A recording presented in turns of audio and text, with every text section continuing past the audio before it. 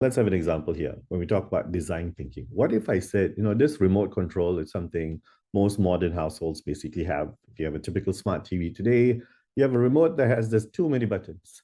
If I said design this remote control for your grandmother, what would be your solution? How would you build a remote control for the elderly or for the aged? Probably just one button. One button. And what does that one button do, Selena? It's I guess actually. I'll probably have to simplify this. It's just too many buttons. Yeah, yeah. So we've got someone saying you could just have it turn on and turn off. I guess that could be really simple with a volume rocker. So if it's always going to be on the typical channel you always watch, in this case, I mean, who even watches channels? It's just going to be on your Netflix. So that one button is more like a navigation remote control that has directional up and down to browse. That could be it. Anyone else? Voice activated. Voice activated.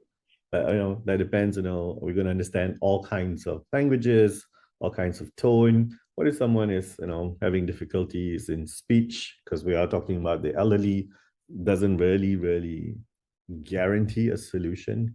Big buttons. I like that one. All right, big buttons. Yeah, because you assume that it's going to be difficult to basically hold in your hands. The buttons are so close apart. If you're trying to actually punch in digits, you could press the wrong one. Most people have the issue with phones.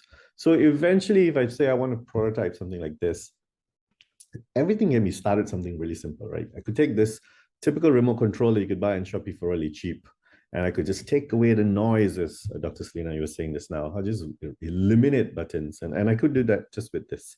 Take a piece of paper and wrap it and saying, all you need is the power, the volume rocker, the program rocker. I mean, if you wanted to put a keypad, you could get rid of that.